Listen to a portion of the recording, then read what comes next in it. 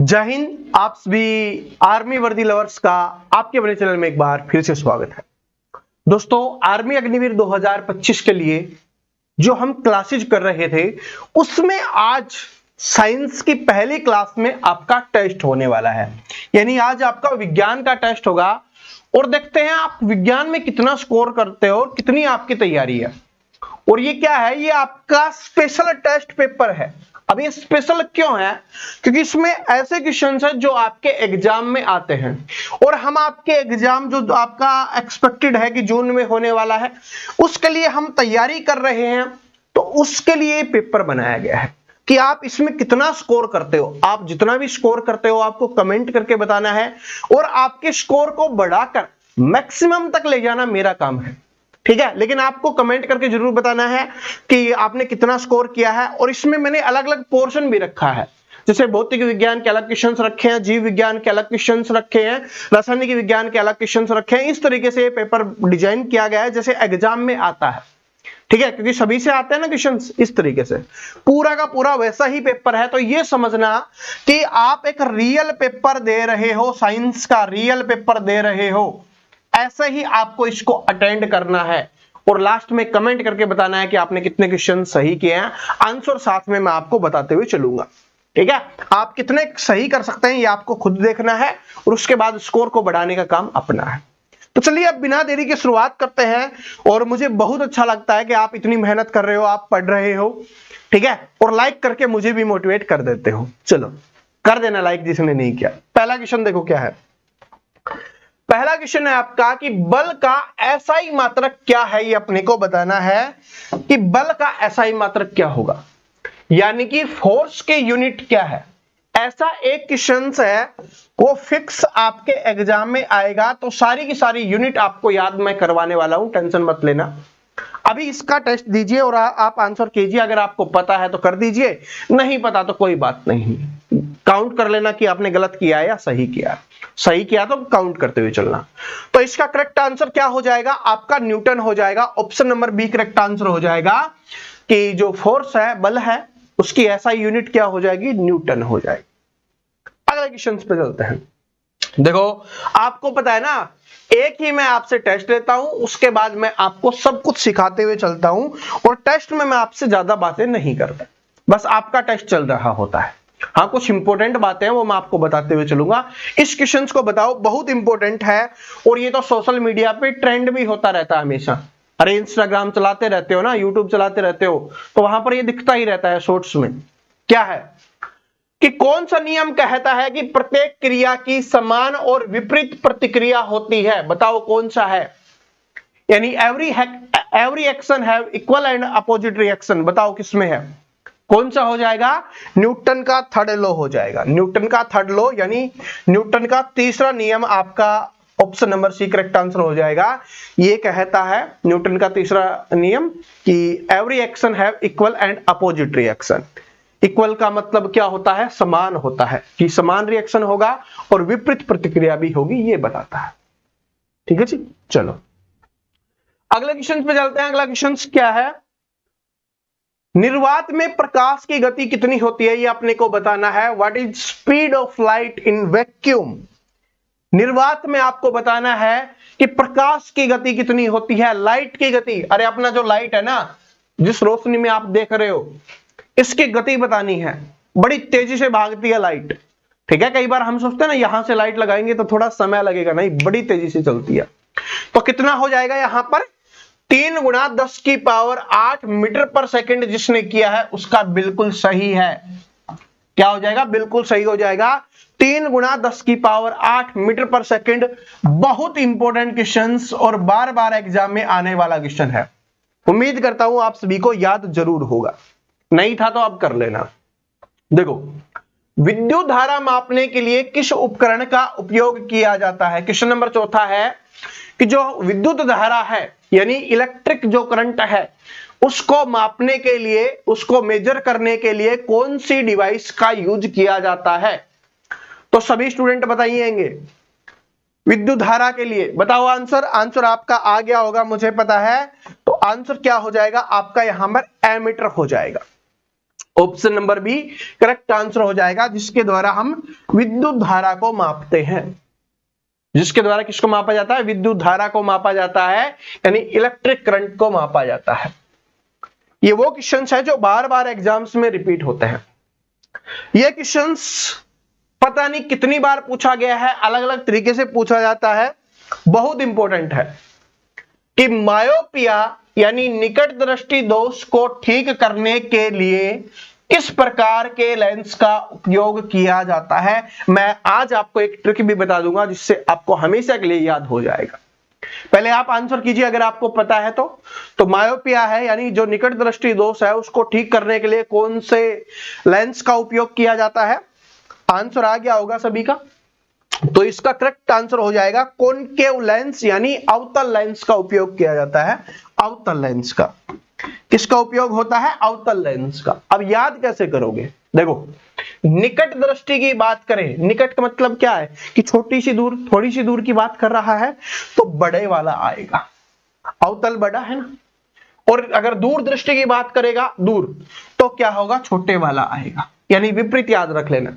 अगर छोटे की, निकट का समझो छोटे की बात कर रहा है तो बड़ा आएगा, और बड़े की बात कर रहा है यानी दूर की बात कर रहा है तो छोटा आएगा। तो कैसे हुआ? निकट की बात कर रहा है तो अवतल, अवतल देखो नाम बड़ा है ना, तो ये हो, ठीक है। और आपका दूर दृष्टि की बात करेगा, दूर की बात कर रहा है तो इसका विपरीत क्या होगा? छोटा होगा, तो उत्तल की बात करें। तो निकट दृष्टि दोष के लिए किसका यूज होता है? आपका अवतल लेंस का होता है। और हमसे पूछेगा दूर दृष्टि के लिए, तो दूर दृष्टि के लिए हो जाएगा उत्तल लेंस का हो जाएगा। दोनों में आप समझ में आ गया? विपरीत याद रख लेना, ठीक है। नजदीक की पूछेगा तो दूर वाला, मतलब बड़े वाला, ठीक है। और बड़े की पूछेगा तो छोटे वाला, ऐसे, ठीक है। छोटे बड़े ही कर लो, बस हो जाएगा। अब वो अपने क्वेश्चन समाप्त हो गए फिजिक्स के। अब हम आ गए हैं केमिस्ट्री के क्वेश्चंस पे। 5 क्वेश्चंस हमने फिजिक्स के रखे हैं, अब क्वेश्चंस देखो केमिस्ट्री का है। पानी का रासायनिक सूत्र क्या होगा? बहुत इंपॉर्टेंट क्वेश्चन और बार बार रिपीट होता है, और सबसे आसान क्वेश्चन है, ठीक है। सबसे आसान क्वेश्चन है, क्या हो जाएगा आपका?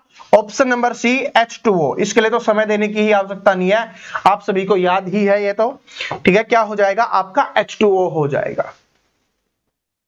चलो, वायुमंडल में, पृथ्वी के वायुमंडल में आपको बताना है सबसे अधिक मात्रा में कौन सी गैस पाई जाती है। ये क्वेश्चंस मैं आपको करवा भी चुका हूं।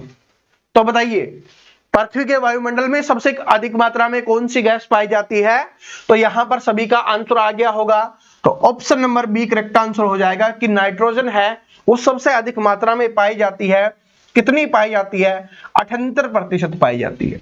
अगर दूसरे पे बात करें तो दूसरे पे क्या हो जाएगी? ऑक्सीजन हो जाएगी, जो लगभग कितनी पाई जाती है? 21%, ठीक है, 21%।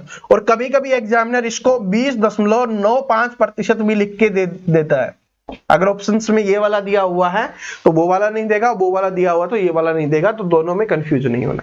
और इसमें 78 वाले में भी कभी कभी आपको एग्जाम में 78.08% दे देता है, ठीक है। ये देगा तो ये नहीं देगा, ये देगा तो ये नहीं देगा, तो दोनों याद रख लेना, दिमाग में सेट कर लेना। 78.08 और यहां पर 20.95, ठीक है। और वैसे सिंपल ही पूछता है, आपके एग्जाम में ज्यादा हार्ड नहीं बनाता, तो इसलिए 78 और 21 हो जाएगा। 78 क्या हो जाएगी? नाइट्रोजन, जो सबसे ज्यादा है। दूसरे नंबर पे ऑक्सीजन है जो 21% है, ठीक है। चलो आगे बढ़ते, अगला क्वेश्चन बताइए, बहुत इंपॉर्टेंट क्वेश्चन है। ये भी 3-4 तरीके से पूछा जाता है। बताइए, उदासीन विलयन का पीएच मान क्या होगा? कभी आपसे पूछेगा उदासीन का क्या होगा, कभी आपसे पूछ लेगा कि अम्ल का पीएच मान कितना होगा, कभी आपसे पूछ लेगा कि क्षार का पीएच मान कितना होगा। ये तीनों क्वेश्चंस आपसे बार बार पूछता है।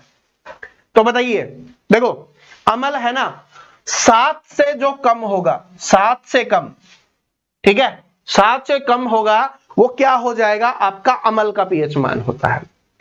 और अगर क्षार का पूछेगा तो 7 से ज्यादा, 7 प्लस लिख लो, इधर लिख लो या इधर लिख लो, जो भी जैसे भी आप याद रखो, बस याद कर लेना। अम्ल का 7 से कम होता है और क्षार का क्या होता है? 7 से ज्यादा होता है। तो हमसे पूछा किसका है? उदासीन का। उदासीन का फिक्स 7 हो जाएगा, ठीक है। तो option number B correct answer हो जाएगा। और अगर हम बात करें कि जो शुद्ध जल होता है उसका पीएच मान, बार बार एग्जाम में आता है, शुद्ध जल क्या होता है? उदासीन होता है, ना वो अम्लीय होता है ना वो क्षारीय होता है, तो उसका पीएच मान कितना हो जाता है? 7 हो जाता है। बाकी मैं साइंस की जो टॉपिक वाइज क्लास आपकी करवाऊंगा उसमें मैं करवा दूं, ठीक है। और कौन कौन टॉपिक वाइज साइंस की क्लास पढ़ना चाहता है ये कमेंट करके जरूर बताना, ठीक है जी। सभी को कमेंट करके जरूर बताना है। अगला क्वेश्चन देखिए क्या है कि कौन सी धातु कमरे के ताप पर तरल होती है? कौन सी धातु है जो आपको बताना है कि कमरे के ताप पे, यानी जो अपना कमरा है ना, अभी जो आपकी तापमान है उस पे तरल अवस्था में पाई जाती है। तरल का मतलब होता है लिक्विड, ठीक है। लिक्विड अवस्था में आपको बताना है कि कौन सी हो जाएगी, ठीक है। और इसको आपने कांच की उसमें देखा होगा, उसमें डाला जाता है कुछ नापने के लिए, इसको मेजर करने के लिए। ये चारों तरफ से कांच के उसमें सील रहती है, क्योंकि अगर ओपन होगी तो गिर जाएगी, गिरने से खराब हो जाएगी, ठीक है। तो बताओ, तो इसका हो जाएगा आपका पारा मरकरी। देखो पारा याद कर लेना, लेकिन हिंदी में ही इसको मरकरी लिख के भी देता है, तो ये भी याद रख लेना, ठीक है।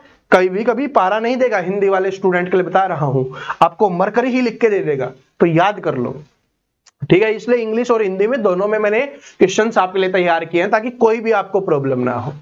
तो क्या हो जाएगा? मरकरी या पारा। Option number B correct answer हो जाएगा। क्वेश्चन नंबर 10 पे चलते हैं। क्या है बेकिंग सोडे का रासायनिक नाम? क्या है बेकिंग सोडा? बार बार पूछा जाता है बेकिंग सोडे का रासायनिक नाम क्या हो जाएगा? तो बताइए बेकिंग सोडे का रासायनिक नाम क्या हो जाएगा? देखो कार्बोनेट तो है, अब कौन सा है? तो क्या हो जाएगा आपका? Sodium bicarbonate.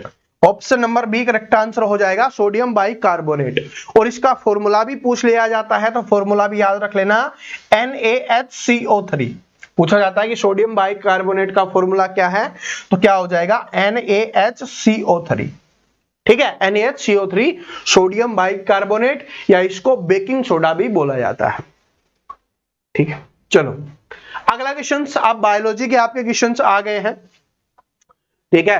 5 क्वेश्चन आपके उसके थे, 5 उसके और 5 उसके, यानी भौतिक विज्ञान, जीव विज्ञान, रासायनिक विज्ञान। अब जीव विज्ञान आपकी आ गई है, बायोलॉजी आ गई है। किस कोशिकांग को कोशिका का पावर हाउस कहा जाता है, ये अपने को बताना है। कौन सा कोशिकांग है जिसको कोशिका का पावर हाउस कहा जाता है? आंसर आना चाहिए। बहुत इंपॉर्टेंट क्वेश्चंस, बार बार एग्जाम में रिपीट होने वाला क्वेश्चन है, पता नहीं कितनी बार एग्जाम में रिपीट हुआ है। तो क्या हो जाएगा? कोशिका का पावर हाउस किसे कहा जाता है? माइटोकॉन्ड्रिया को बोला जाता है। किसको बोला जाता है? माइटोकॉन्ड्रिया को बोला जाता है। तो option number B correct answer हो जाएगा, माइटोकॉन्ड्रिया, ठीक है। याद कर लेना और काउंट करते हुए चलना, लास्ट में कमेंट करके भी बताना है कि कितने सही हुए हैं, ठीक है। और ये भी याद रख लेना कि फिजिक्स में कितने थे, केमिस्ट्री में कितने थे, बायोलॉजी में कितने थे, ये भी कमेंट करने की कोशिश करना, क्योंकि मुझे आइडिया लग जाएगा कि आपको सबसे ज्यादा प्रॉब्लम किस में आ रही है। फिर मैं उसकी क्लास सबसे पहले स्टार्ट करूंगा ताकि आपका स्कोर बढ़ना शुरू हो। जब आपका स्कोर बढ़ना शुरू होगा, आपका कॉन्फिडेंस बढ़ना शुरू होगा, और कॉन्फिडेंस बढ़ना शुरू होगा तो फिर आपको सिलेक्शन लेने से कोई नहीं रोक सकता, ठीक है जी। चलो देखो, सूर्य के प्रकाश के संपर्क में आने से मानव शरीर में कौन सा विटामिन उत्पन्न होता है? सॉरी, तो बताओ, यानी कि सिंपल भाषा में यह है कि जो सूर्य का प्रकाश है उससे हमें कौन सा विटामिन मिलता है, ये अपने को बताना है। तो बताइए आप सभी इसका आंसर कमेंट करेंगे, क्योंकि ये क्वेश्चंस मैं करवा चुका हूं। कोई बात नहीं, टेस्ट में एक के जगह पे 2-3 एक्स्ट्रा क्वेश्चंस और कर देंगे हम, ठीक है। लेकिन इसका आंसर आप सभी को करना है, बड़ा ही सिंपल, बड़ा ही आसान क्वेश्चन है। आंसर कमेंट कीजिए। लेकिन कुछ क्वेश्चंस मैं यहां से आपको याद करवा देता हूं। विटामिन ए की कमी से कौन सा रोग होता है? रतौंधी रोग होता है। कौन सा रोग होता है? विटामिन ए की कमी से रतौंधी रोग होता है। विटामिन बी की कमी से कौन सा रोग होता है? विटामिन बी की कमी से बेरी बेरी रोग होता है। विटामिन सी की कमी से कौन सा रोग होता है? इससे होता है आपका स्कर्वी रोग होता है। और विटामिन डी की कमी से कौन सा रोग होता है? रिकेट्स नामक रोग होता है। ये तो आपको याद हो गए, लेकिन यहां पर बी नहीं लिखा हुआ। देखो ये मत सोचना कि ये B12 लिखा हुआ, बी नहीं लिखा हुआ। विटामिन बी की कमी से होता है बेरी बेरी, लेकिन विटामिन B12 की कमी से कौन सा रोग होता है? तो विटामिन B12 की कमी से एनीमिया नामक रोग होता है। एनीमिया, विटामिन B12, B12, ठीक है, B12 की कमी से कौन सा रोग होता है? एनीमिया नामक रोग होता है, जिसको क्या बोला जाता है? खून की कमी। इस रोग में क्या हो जाती है? खून की कमी हो जाती है। और यह भी पूछा जा सकता है कि जो एनीमिया नामक रोग है सबसे ज्यादा किस में होता है? जो प्रेग्नेंट महिलाएं होती हैं, ठीक है, जो प्रेग्नेंट महिलाएं होती है ना, जिनको बच्चा होना होता है, उनमें ये ज्यादा रोग होता है, खून की कमी। ठीक है जी, तो ये याद रख लेना। रतौंधी, बी की कमी से बेरी-बेरी, सी की कमी से आपका स्कर्वी, डी की कमी से रिकेट्स, और B12 जो आज के समय में सबसे ज्यादा एग्जाम में पूछा जाता है, एनीमिया नामक रोग होता है, खून की कमी हो जाती है, और प्रेग्नेंट महिलाओं में ये होता है। और इस क्वेश्चन का आंसर आपको बताना है कमेंट करके कि कौन सा विटामिन सूर्य के प्रकाश से हमें प्राप्त होता है, और इसकी जगह पे एक्स्ट्रा क्वेश्चन मैं करवा दूंगा। चलो आगे देखो, मानव शरीर की सबसे बड़ी ग्रंथि कौन सी है? मानव शरीर की सबसे बड़ी ग्रंथि कौन सी हो जाएगी? बड़ा सिंपल आंसर है, आंसर सभी का आ गया होगा। तो मानव शरीर की सबसे बड़ी ग्रंथि कौन सी हो जाएगी? वो हो जाएगी आपका लीवर, यानी यकृत हो जाएगा। क्या हो जाएगा? यकृत हो जाएगा। Option number B correct answer हो गया। चलो आगे बढ़ते हैं। 21 रक्त समूह को सर्वदाता यानी कि यूनिवर्सल डोनर कहा जाता है। इसका मतलब क्या हुआ कि ऐसा कौन सा रक्त समूह है जो सभी को रक्त दे सकता है। यहां पर रक्त देने की बात कर रहा है, रक्त लेने की बात नहीं कर रहा। सर्वदाता पूछा है, यानी सभी को रक्त दे सकता है। तो यहां पर करेक्ट आंसर हो जाएगा ऑप्शन नंबर डी, जो ओ है वो सभी को रक्त दे सकता है। लेकिन अगर ऑप्शन में O- और O+ लिख दिया जाए तब क्या होगा? तो O नेगेटिव होता है ना, O-, ये होता है आपका सर्वदाता। अगर प्लस माइनस नहीं लिखा हुआ तो O आंसर हो जाएगा, प्लस माइनस लिखा हुआ है तो O नेगेटिव हो जाएगा, जो सर्वदाता होता है, यूनिवर्सल डोनर होता है। समझ में आ गया? यानी कि O- है ना, ये सभी को अपना रक्त दे सकता है, अपना खून दे सकता है। ठीक है, इसके अलावा आपसे यहां पर पूछा जाता है कि सर्वग्राही कौन होता है, यानी सभी का रक्त जो ग्रहण कर सकता है वो कौन सा हो जाएगा? तो वो आपका AB हो जाएगा। ठीक है जी, सबको रक्त देने वाला O-, और सबको रक्त ग्रहण करने वाला B। ठीक है, और AB है ना, ये किसी को नहीं दे सकता, सिर्फ खुद को ही दे सकता है। सिर्फ किसको? AB को ही, इसके अलावा ये किसी को नहीं देता। ये सर्वग्राही है AB, और सर्वदाता कौन सा हो जाएगा? O-, ये याद रख लेते। चलो, सामान्य मानव शरीर का तापमान सेल्सियस में कितना होता है, ये अपने को बताना है। कि यानी कि जो हमारा मानव शरीर है, जो हमारा शरीर है, इसका जो तापमान होता है, टेम्परेचर होता है, वो सामान्य रूप से कितना होता है, ये अपने को बताना है, और वो भी सेल्सियस में बताना है। तो सेल्सियस में कितना हो जाएगा? तो आंसर आ गया होगा आपका 37 डिग्री सेल्सियस। क्या हो जाएगा? 37 डिग्री सेल्सियस क्या हो जाएगा? आपका तापमान हो जाता है मानव शरीर का। लेकिन अगर सेल्सियस में ना पूछे, फारेनहाइट में आपसे पूछे, तो वो कितना हो जाएगा? वो आपका यहां पर चलो लिख ही देते हैं, 98.6 डिग्री फारेनहाइट हो जाएगा। ठीक है, यहां पर बस F लिख दो, 98.6 डिग्री क्या हो जाएगा? फारेनहाइट। तो यहां पर फोकस करना है कि सेल्सियस में पूछा है तो 37 डिग्री सेल्सियस। ठीक है, फारेनहाइट में पूछा है तो क्या हो जाएगा? 98.6 डिग्री फारेनहाइट। तो ये अपने को ध्यान रख लेना है। ठीक है जी, क्वेश्चन नंबर अगले पे चलते हैं। अगला है कि ओजोन परत के क्षरण के लिए कौन सी गैस जिम्मेदार है, यानी कि जो ओजोन परत है वो डैमेज होती हुई जा रही है। ठीक है, उसको नुकसान पहुंच रहा है, और उसको नुकसान पहुंचाने के लिए कौन सी गैस जिम्मेवार है, ये अपने को बताना है।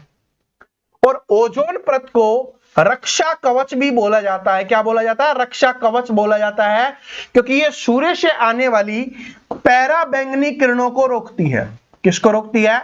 जो सूर्य से आने वाली जो पराबैंगनी किरणें है ना, उनको ये रोकती है, पराबैंगनी किरणों को ये रोकती है। और ये जो पराबैंगनी किरणें है ना, ये क्या काम करती हैं? मानव शरीर में या जानवर के शरीर में, हर किसी के शरीर में त्वचा कैंसर पैदा करती हैं। ठीक है, त्वचा कैंसर पैदा करती है, त्वचा कैंसर। ठीक है, त्वचा का जो हमारी खाल है ना, उसका कैंसर उत्पन्न होता है। अगर पराबैंगनी किरणें नहीं रुकेंगी, अगर ये ओजोन परत डैमेज होती रही, तो ये त्वचा का कैंसर होना शुरू हो जाएगा। ठीक है, तो अब आपको बताना है, देखो कितने क्वेश्चंस मैंने यहां पर याद करवाए हैं। ओजोन परत को किस नाम से जाना जाता है? रक्षा कवच को। ये सूर्य से आने वाली कौन सी किरणों को रोकती है? पराबैंगनी किरणों को। और इसकी वजह से कौन सा रोग हो सकता है? त्वचा कैंसर रोग हो जाता है। ये क्या हो जाएगा? अब कौन सी गैस है? CFC है, क्लोरोफ्लोरोकार्बन आपका आंसर हो जाएगा, ऑप्शन नंबर सी, क्लोरोफ्लोरोकार्बन। ठीक है, तो जो CFC है, क्लोरोफ्लोरोकार्बन है, वो गैस है जो ओजोन परत को नुकसान पहुंचा रही है। आगे देखो वैसे तो आपका 15 क्वेश्चन समाप्त हो गए हैं, लेकिन 1-2 क्वेश्चन और मैं आपको करवा देता हूं, क्योंकि वो थोड़े इंपॉर्टेंट है, एग्जाम्स में रिपीट होते हैं। तो मैं जब क्वेश्चंस देख रहा था आपके एग्जाम प्रीवियस ईयर, तो मुझे दिख गए, तो 1-2 क्वेश्चंस और देख लो। ठीक है, टेस्ट आपका कंप्लीट हो गया है। देखो, अम्ल वर्षा का मुख्य कारण क्या है? यानी कि अम्ल वर्षा का मुख्य कारण क्या हो जाएगा? तो क्या हो जाएगा आपका यहां पर SO2 और NO2 हो जाएगा। क्या हो जाएगा? SO2 और NO2। SO2 क्या होती है? SO2 होती है आपकी सल्फर डाइऑक्साइड। इसको क्या बोला जाता है? Sulphur dioxide. ठीक है, इसको क्या बोला जाएगा? Sulphur dioxide. और क्या हो जाएगा? NO2 नाइट्रोजन डाइऑक्साइड हो जाएगा।